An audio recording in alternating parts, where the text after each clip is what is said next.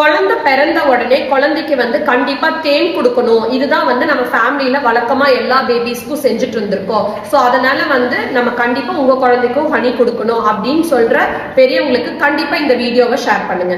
So பேபிஸ்க்கு வந்து new born பேபிஸ்க்கு நீங்க honey கொடுத்தீங்க அப்படின்னா வந்து அந்த ஹனில இருக்கக்கூடிய பாக்டீரியாஸ்னால சில பேபிஸ்க்கு வந்து இன்ஃபென்ட் பாட்டிலிசம் அப்படின்னு சொல்லக்கூடிய ஒரு சீரியஸ் இன்ஃபெக்ஷன் வரதுக்கு கிரேட்டர் சான்சஸ்.